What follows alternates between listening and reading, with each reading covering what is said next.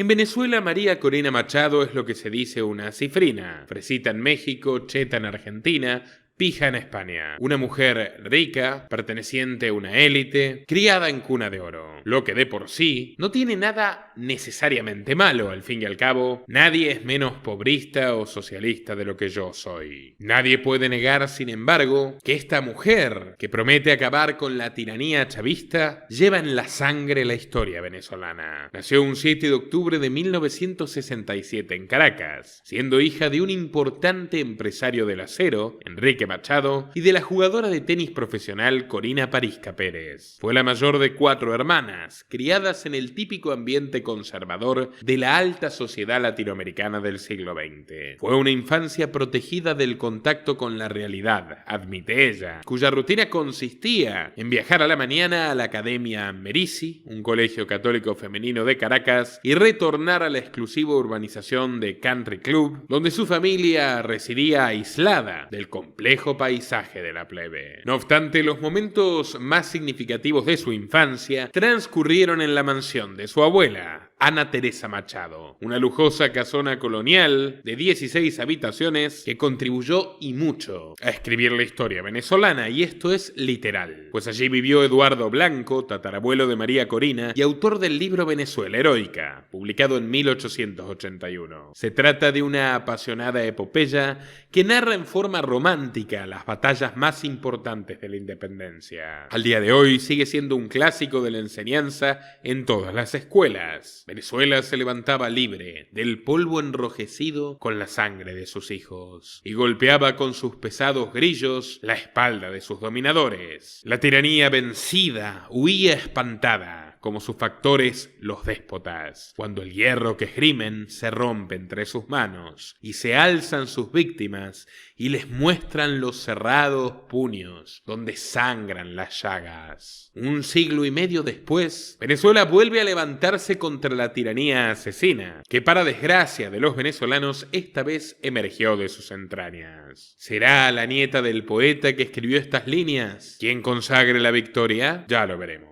Otro héroe del linaje de María Corina fue Armando Zuloaga Blanco, su tío abuelo, un mártir de la libertad que luchó contra el dictador Juan Vicente Gómez a finales de la década del 20. Armando fue dirigente de la Federación de Estudiantes de Venezuela y participó en el movimiento armado del 7 de abril de 1928, que buscaba derrocar al autócrata. Perseguido por la policía, logró burlar el cerco y escapar a Francia, pero un año más tarde regresó en la llamada Expedición del Falque. El 11 de agosto de 1929, las fuerzas rebeldes desembarcaron en las costas de Cumaná. En medio de una encarnizada balacera, Zuloaga Blanco fue mortalmente herido a pocos metros del puente del río Manzanares. Se convirtió entonces en el primer mártir de la dictadura y su deceso fue inspiración de las nuevas generaciones que lucharían contra la opresión de Juan Vicente Gómez. Estos épicos relatos eran los que se oían en la lujosa mansión de doña Ana Teresa Machado. Me sentaba en las rodillas de la abuela y la escuchaba durante horas, contando la historia de nuestro país. Recuerda siempre María Corina. La vida de su padre tampoco se quedaba atrás en grandeza. Enrique Machado Zuloaga era heredero de una estirpe empresarial de la que quedan pocos exponentes en la Venezuela actual. Se desempeñó como presidente de la siderúrgica Sibenza, el grupo privado más importante en su área, y fue un activo impulsor de la innovación industrial, creando una fundación que llegó a formar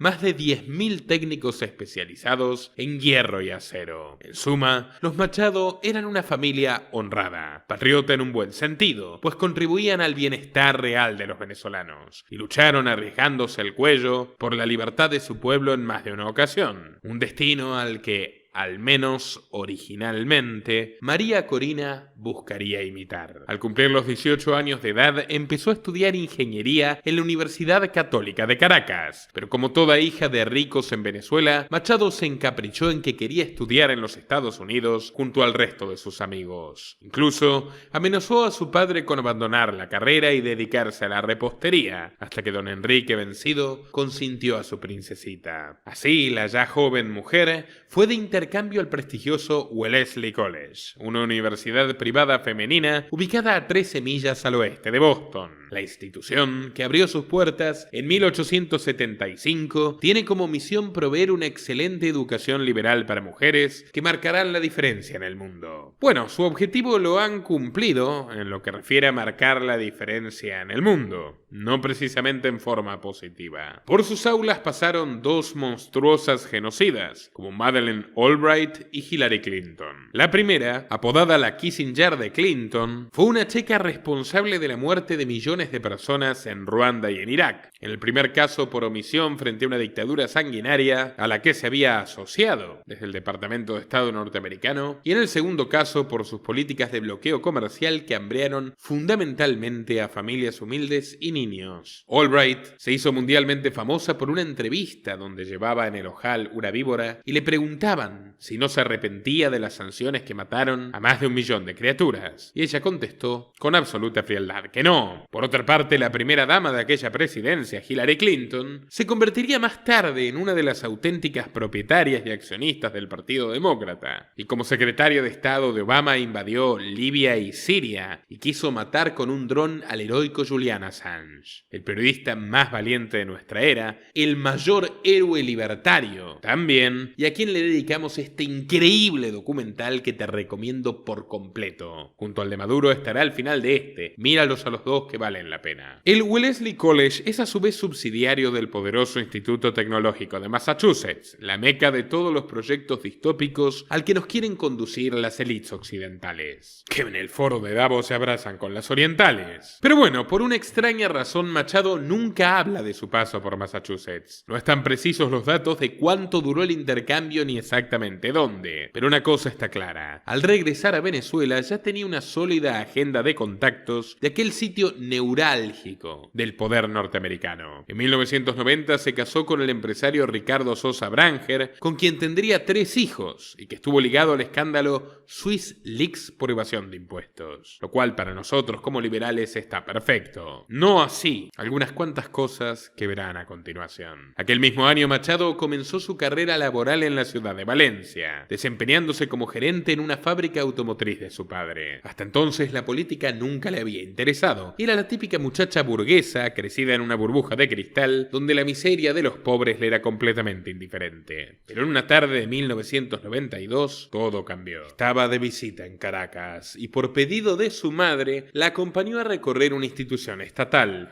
que albergaba huérfanos sin hogar y jóvenes abandonados. Lo que María Corina vio aquella vez la dejó azorada. Por primera vez tenía contacto con ese nivel de miseria. El complejo parecía una prisión. Encerraban a los niños bajo llave y estos a menudo huían, escalando los muros del patio y saltando a un cable eléctrico para tirarse a la calle. Ese mismo mes, un muchachito de 11 años de edad había muerto electrocutado. Triste y premonitoria analogía de lo que hoy ocurre en Venezuela a nivel nacional. El cuello del chico quedó pegado a la corriente eléctrica y tras unos instantes de agonía cayó en la vereda totalmente de...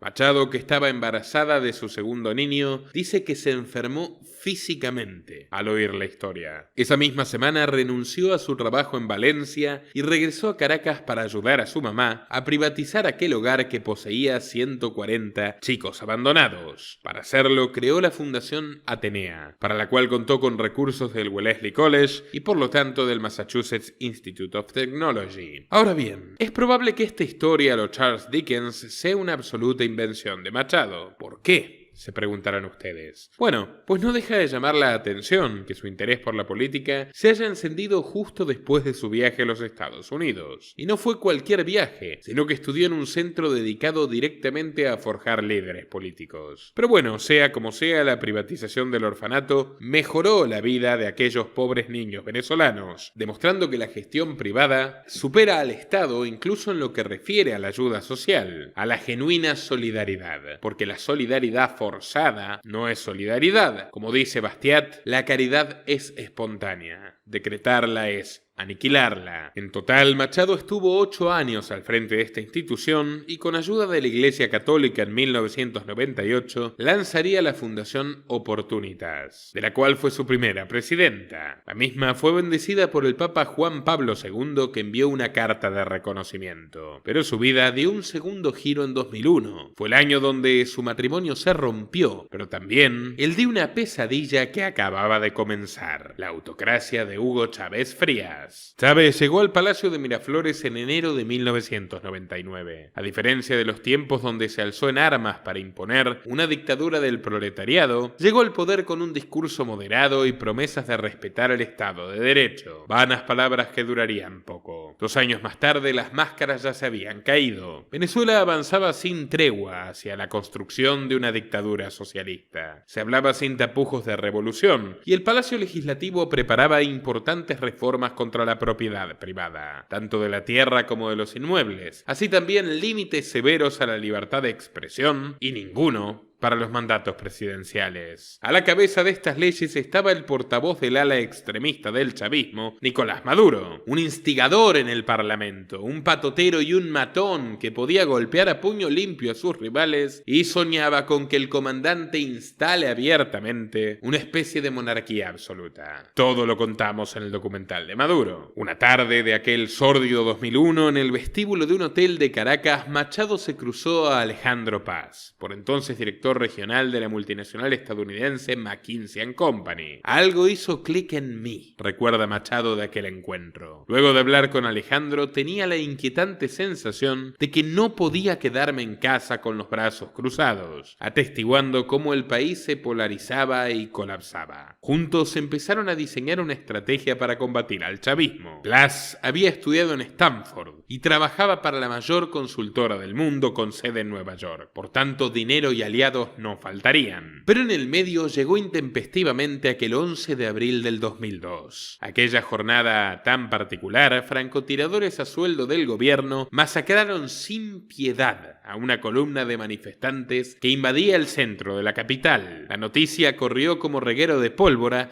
y en los cuarteles se despertó un golpe de estado que llevó a Chávez a renunciar. El sillón de Miraflores fue ocupado por el empresario Pedro Carmona, líder de las protestas, que se autoproclamó presidente de Venezuela. Con un coraje inusitado, Carmona firmó un polémico decreto que disolvía todos los poderes públicos: gobernadores, alcaldes, embajadas, funcionarios y hasta jueces del Tribunal Supremo de Justicia. En suma, una avanzada dictatorial perfectamente equiparable a la chavista y que hizo que el propio Maduro sintiese envidia del usurpador y renegase del nombre de Chávez como San Pedro de Jesús. Una vez más, los invito a ver el documental. ¿Y saben quién estaba en el Palacio de Miraflores durante la toma de posesión de Carmona? María Corina Machado y su mamá. Cada vez que lo recuerda, nuestra protagonista da un suspiro y dice que solo estaban en el palacio para felicitar a la esposa de Carmona, una vieja amiga de la familia. Tengo la conciencia tranquila, no hubo doble sentido en lo que ocurrió. Sin embargo, nunca pudo explicar su firma de puño y letra que aparece estampada en el decreto dictatorial de Carmona. Con balbuceos, María Corina afirma que creyó que era una hoja de registro para ingresar al palacio. Ja, ja, ja. Lo cierto es que el golpe duró apenas unas horas. Y cuidado, yo estoy totalmente de acuerdo con que se lleven a Chávez. Y de hecho, gran favor le hubieran hecho a la humanidad si directamente se lo llevaban de este mundo. Pero el muchacho Carmona no tenía ninguna pinta de libertador. El embajador norteamericano Charles Shapiro le bajó el pulgar al nuevo tirano y clamó de vuelta por el anterior. Sí, tal como lo oyen. Después de todo, la diplomacia de Bush con la revolución bolivariana funcionaba mucho mejor de lo que parecía, aunque en público se gritaran estas cosas.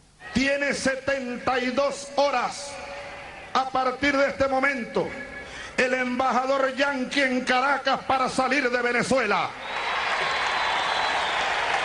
En solidaridad con Bolivia, yanquis de mi... Váyanse al 100 veces. Aquí estamos, los hijos de Bolívar, los hijos de Guaycaipuro, los hijos de Tupac Amaru. Con el retorno de Chávez al poder, vendedor de petróleo por excelencia para los Rockefeller, poderosa dinastía de Wall Street, Machado y Alejandro Plas lanzaron Súmate, una ONG que buscaría recolectar firmas para sacar al gobierno con un referéndum revocatorio. Para lograrlo recibieron $53.400 del National Endowment for Democracy, una antigua fachada de la CIA creada por Ronald Reagan. ¿Por qué jugaban a dos bandas los americanos?, se preguntarán. Porque esa es su especialidad, aprendieron del ejército británico.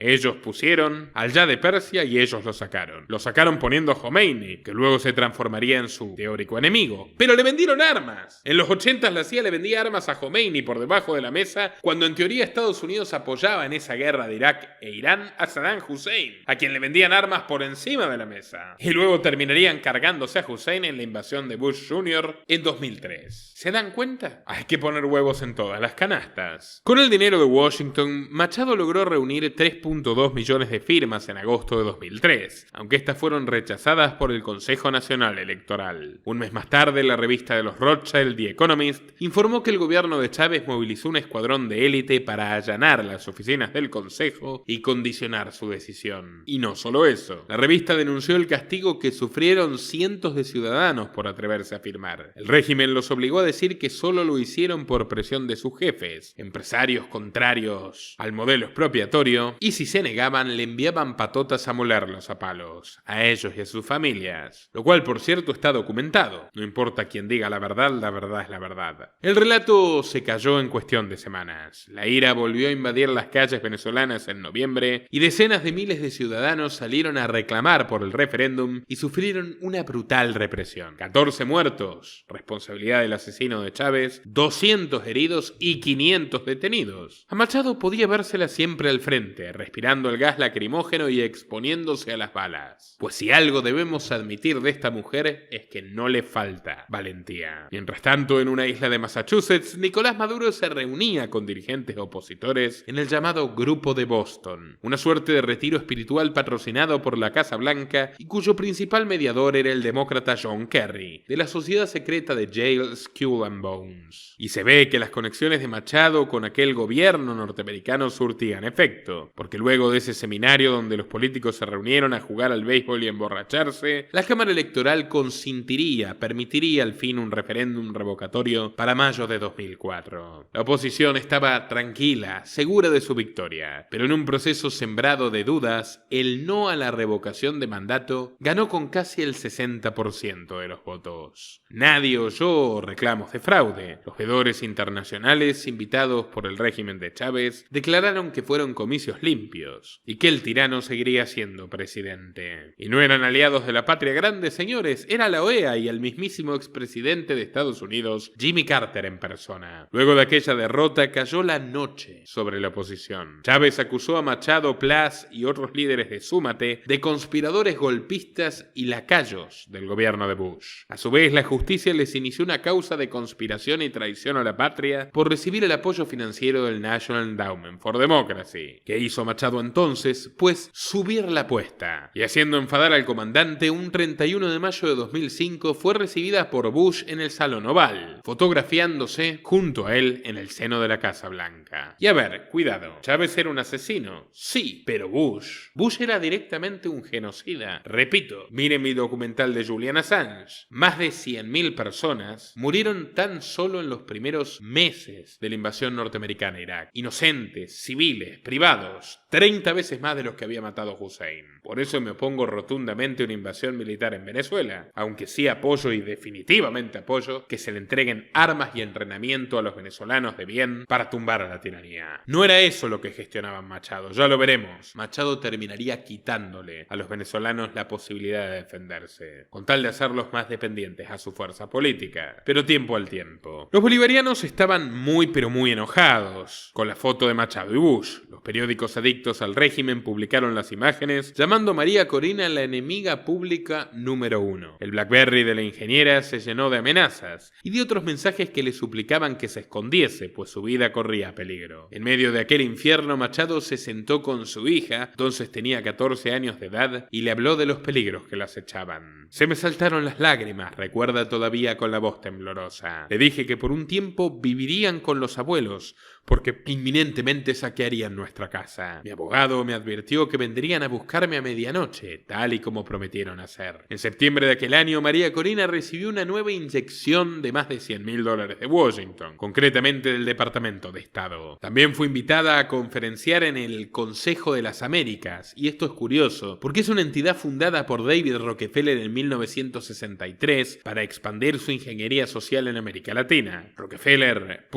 literalmente puso a Pinochet en la moneda y se cargó a Allende, un dictadorzuelo comunista que le tocó el cobre, pero puso al socialdemócrata decadente Raúl Alfonsín en la Casa Rosada. Mírenlo en esta foto con Alfonsín. Y fue el artífice también de la conversión, entre comillas, democrática del sindicalista trotskista Lula da Silva, protegido de su hermano Nelson Rockefeller, al que le encantaba Brasil y particularmente las brasileras. Ese mismo David Rockefeller que se llevó a Machado a hablar al Consejo de las Américas era un socio clave de la dictadura chavista a través de su petrolera Chevron. Y este es un hecho objetivo. María Corina era y es esponsoreada por personajes directamente vinculados al despotismo rojo. Y ustedes podrán objetar, bueno, de alguna forma tienes que conseguir recursos para tumbar al tirano. Pero a ver, si esta gente gana dinero con el tirano, ¿qué te hace pensar que te ayudará realmente a sacártelo de encima? Sigamos, que esto recién comienza. Con estos movimientos ya no solamente el gobierno de Chávez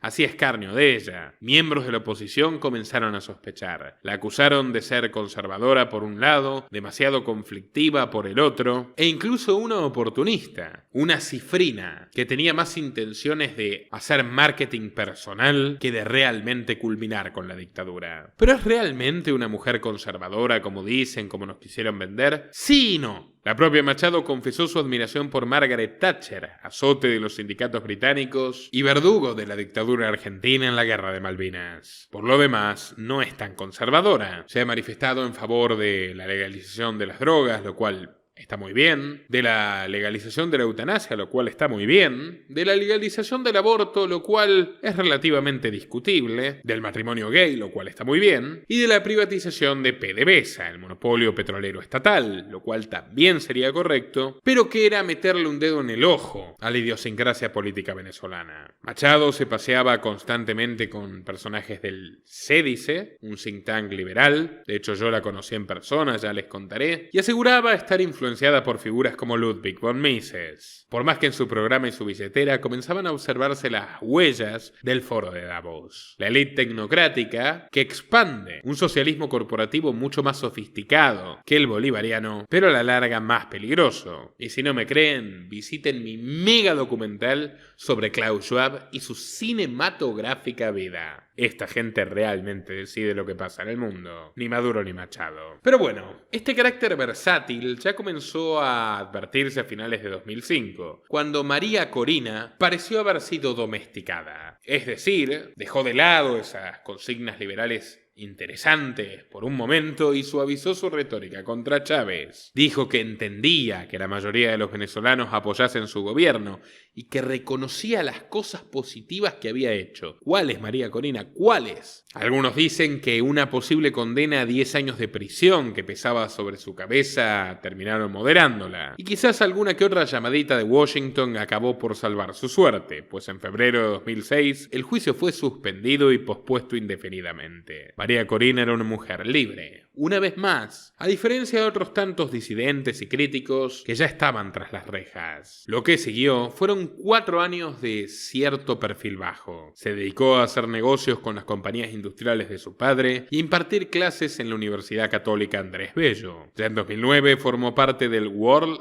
Fellows Program, proyecto de formación de líderes de la Universidad de Yale, donde fue compañera de la colombiana Claudia López. Se trata, por supuesto, de otro producto injerencista destinado a influir en países extranjeros, forjado directamente por los fondos de la Fundación Ford, la Fundación MacArthur y la Fundación Rockefeller. Casualidades o no, bajo el patronazgo de la Universidad de Yale, Machado retornó a toda máquina a la escena política. En febrero de 2010 fue fue elegida diputada por el estado de Miranda y un año más tarde anunció que competiría por la presidencia venezolana con su nueva plataforma Vente Venezuela. El objetivo no era fácil. Primero debía vencer en los comicios primarios de la Mesa de Unidad, la gran coalición opositora, y así llegar como candidata única para la votación de octubre de 2012, que amenazaba con terminar con el chavismo. Pero sí tenía un capital a favor, era la bendición americana. Medios como Financial Times, de los Rothschild, diario inglés, o Los Angeles Times se llenaron de elogios sobre María Corina, llamándola la dama de hierro de Venezuela, una referencia directa a su admirada Thatcher, y nombrándola como líder de la oposición, por más que no era el puesto que ella realmente ocupaba en aquel momento. Uno de sus mayores exégetas y promotores fue Michael Shifter, presidente del think tank Diálogo Interamericano, justamente creado en el Pacto de Princeton de Rockefeller, pacto entre Fernando Enrique Cardoso y Lula da Silva, y quien ya era Shifter un verdadero alfil del establishment estadounidense para toda la región. Había sido director del área Cono Sur para la Fundación Ford y el National Endowment for Democracy, consultor del Banco Interamericano de Desarrollo, del Banco Mundial y de Oxfam América, y profesor en la Universidad de Georgetown, centro elitista jesuítico al que asistieron Bill Clinton y Hunter Biden, entre otros, con quien compartía una cátedra sobre política latinoamericana, ni más ni menos que con John Podesta, jefe de gabinete de Clinton y futura mano derecha de Hillary. Otro criminal de guerra, de cuidado. Shifter declaró que María Corina Machado era la única contendiente presidencial que puede dirigir una Venezuela post-Chávez y a la vez atraer a suficientes partidarios de Chávez. ¿Qué es eso de atraer partidarios de Chávez? ¿Para qué partidarios de Chávez van a apoyar a alguien que viene a terminar con el chavismo? ¿O es que no viene a terminar con el chavismo? Esas preguntas eran válidas en 2012 y son válidas 12 años después. Ahora, por ejemplo, que María Corina le ofrece a Maduro y sus secuaces no solamente indultos, sino incentivos. ¿Qué incentivos? ¿Qué más le van a robar a los venezolanos para darle a estos sanguinarios ladrones? Que por cierto te están persiguiendo para acabar contigo, María Corina. Por si no te diste cuenta que cuando les muestras debilidad, reaccionan como reaccionan. Pero bueno, volviendo a 2012, el comandante Chávez no solo subió al ring a María Corina, sino que manifestó su deseo de enfrentarla. El discurso a la nación de enero de 2012 dejó que Machado tome el micrófono en cadena nacional para acusar al tirano de ladrón, lo cual por supuesto era meridianamente cierto. Eso sí, cuando fue su turno de hablar, Chávez la humilló impiadosamente ante las cámaras televisivas. El debate. Pero todavía no. No, presidente. A ver. Presidente, tenemos 8 horas. ¿8? Escuchando. Ajá. Usted describir un país muy distante del que estamos sintiendo todas las mujeres y las madres venezolanas. Hemos llegado al extremo. Hemos llegado. Por favor. Al extremo de escuchar que hay aumento en la producción de leche. Cuando usted sabe que hoy en día hay mujeres, madres, que asisten a bodegas, a automercados y han llegado a la fuerza por 1 litro de leche porque no tienen que llevar a sus casas. Este es el momento de darle respuestas al país, a las más de 180.000 madres y mujeres que en estos 13 años han perdido a sus hijos, a sus esposos, a sus padres y a los cuales no se les ha hecho justicia. Esto es lo que queríamos escuchar, la Venezuela decente y la que no quiere definitivamente avanzar hacia el comunismo. Quiere respeto a la propiedad y queremos una Venezuela de solidaridad, una Venezuela de justicia, una Venezuela de superación. Por favor. ¿Cómo puede usted hablar de que respeta al sector privado en Venezuela cuando se ha dedicado a expropiar, que es robar? Cuando se ha dedicado a insultar, sí, las propiedades de empresarios, comerciantes, hasta pequeños posadas a quienes ni siquiera se le han resarcido su propiedad. Dígale la verdad a Venezuela. Aquí hay una Venezuela decente que quiere una transformación profunda y que es el momento de enfrentar con seriedad y con responsabilidad este desafío histórico que tenemos por delante. El tiempo se les acabó. Es el momento de una nueva Venezuela. Sí, acepte el debate, presidente. Bien. Yo primero le sugiero que gane las primarias, ¿verdad? Gane usted las primarias.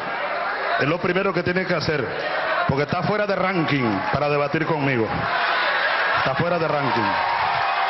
Lo lamento mucho. Lo lamento mucho. Pero esa es la verdad. Ya que usted me llamó hasta ladrón, así me llamó ladrón delante del país, No la voy yo a ofender.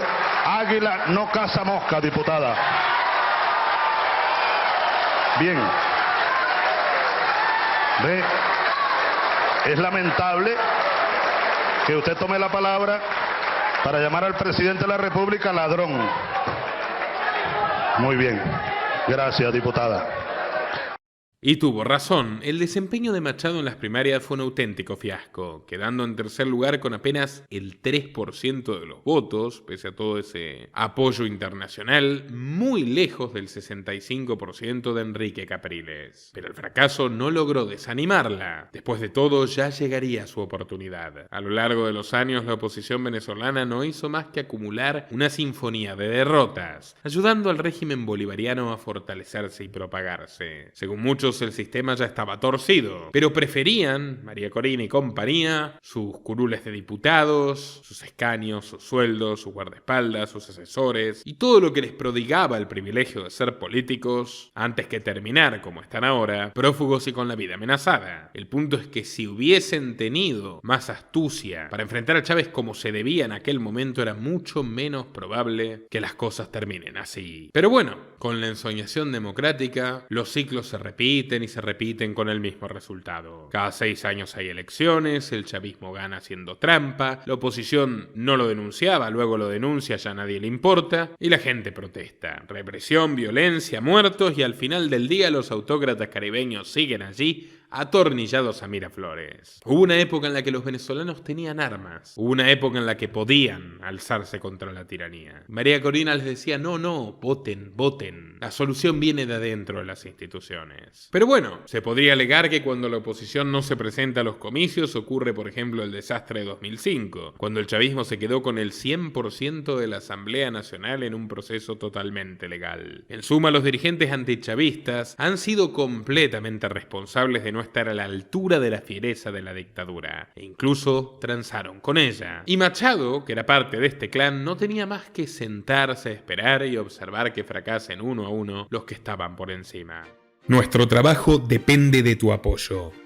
Para que siga siendo posible, realiza tu aporte desde tan solo $3 por mes a través de Patreon, en los enlaces que figuran en la descripción o en el comentario fijado. También podés hacerlo vía Bitcoin o desde la opción Unirte de YouTube. Y si estás en Argentina, elegí el medio de pago de tu preferencia a través de Mercado Pago. Quienes nos apoyen en Patreon a partir de $5 mensuales tendrán acceso a análisis, entrevistas, conferencias y documentales exclusivos. También tenemos opciones para sponsors. Así que publicita con nosotros a través de patreon.com/Nicolás Moraz.